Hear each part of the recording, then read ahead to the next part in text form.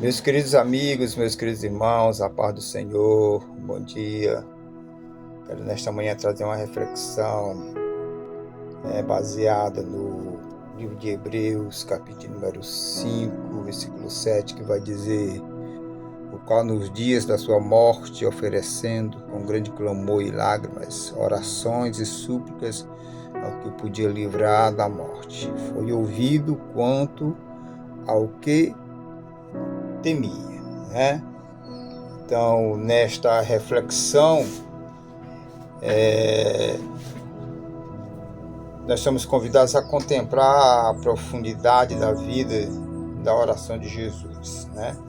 Jesus que, com certeza, esse trecho vai estar se referindo ao momento em que Jesus está orando a Deus no Getsemane, no Monte das Oliveiras, juntamente com seus discípulos, na noite que ele ia ser traído, né?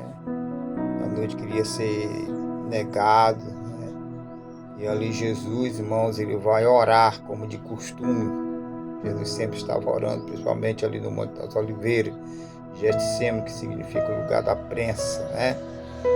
E ele vai orar ao Pai: Pai, se possível for, passa de mim esse cálice, todavia não seja como eu quero, mas como tu queres. Então Jesus, ele sabia, né, por que ele veio ao mundo. Ele sabia que ele veio ao mundo para ser entregue, para morrer na cruz do Calvário, para nos dar vida, para nos dar salvação. Mas ele estava ali naquele momento, irmão, sentindo no seu coração o aperto de ser traído, o aperto de ser negado, o aperto de ser abandonado pelos demais discípulos. Estava sentindo ali de antemão todo o sofrimento que ele iria passar, que ele iria sofrer. Porém, ele vai dizer: mas que não seja a minha vontade, mas que seja feita a vontade do Pai.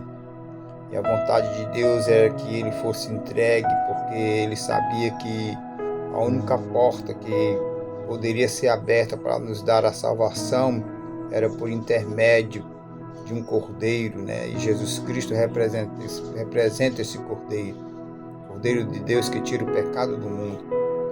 Então ele vai olhar para o futuro e vai dizer: mas porém, Pai, não seja feita a minha vontade, mas seja feita a tua vontade. E a vontade do Pai era essa, né? Essa foi a vontade do Pai. Entregou o seu Filho unigênito para que todo aquele que cresce em Jesus, não fosse condenado, mas que tivesse a vida eterna. Mas Jesus estava sentindo ali no seu coração esse aperto. Então Jesus, ele orava com intensidade, que até o ponto que ele vai dizer: com grande clamor e lágrimas, né? Jesus não orava de forma mecânica, mas ele derramava a sua alma diante de Deus. Ele expressava o que havia no mais profundo do seu coração. E a melhor coisa que tem, irmãos, é quando nós nos expressamos a Deus, né? Daquilo que está no nosso coração. Muitas vezes, irmão, nós limitamos as nossas orações a palavras frias ou palavras repetidas. Jesus nos ensina a abrir o coração sem reservas, com sinceridade, intensidade, humildade. Deus não se impressiona, irmão, com discursos bonitos, mas se agrada de um coração quebrantado, né? E que nós possamos, irmão, fazer sim como Jesus, né? Com clamar ao Senhor, orar ao Senhor com grande clamor e com lágrimas no coração. Uma outra coisa que nós podemos aprender aqui nesse texto é que Jesus orava com confiança, né? O apóstolo Tiago diz que nós não devemos orar com dúvida, porque senão as orações vai ser como as ondas do mar, que vem e volta. Assim são as nossas orações. Nós não podemos orar duvidando, mas nós temos que orar com confiança, assim como Jesus orou com confiança, né? Ele orava ao que o podia livrar da morte, né? Somente Deus poderia livrar Jesus da morte. Mesmo sabendo que iria à cruz, Jesus, ele depositava sua confiança total no Pai, né? Sua vida era um exemplo de submissão completa à vontade de Deus.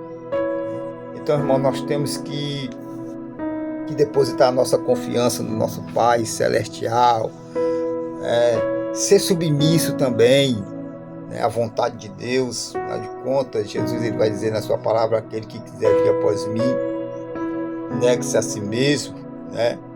Tome cada um a sua cruz e siga-me, né? Quando ele diz assim, negue-se a si mesmo, é negar minhas próprias vontades, né? Deixar de fazer a minha vontade para fazer a vontade do Pai, tá certo? Então, que nós viemos confiar, nós temos que confiar em Deus, né? Entregamos a Ele nossos medos, entregando a Ele nossas seguranças, nossas dores a cada manhã, né? Nós temos a oportunidade de renovar nossa confiança naquele que tem poder sobre a vida e sobre a morte. Como eu sempre digo, irmãos, nós estamos vivendo dias trabalhosos, dias difíceis, mas que nós possamos manter a nossa confiança no nosso Pai Celestial. Jesus foi ouvido por sua reverência, né? Foi ouvido quanto ao que temia, embora tenha passado, irmão, pelo sofrimento, né? O Pai ouviu e sustentou Jesus. Que Jesus ele passou pelo sofrimento, mesmo ele orando para que Deus passasse dele aquele cálice, mas Jesus ele passou pelo sofrimento. O Pai o ouviu, né? Não o livrou, mas ouviu a sua oração e Deus sustentou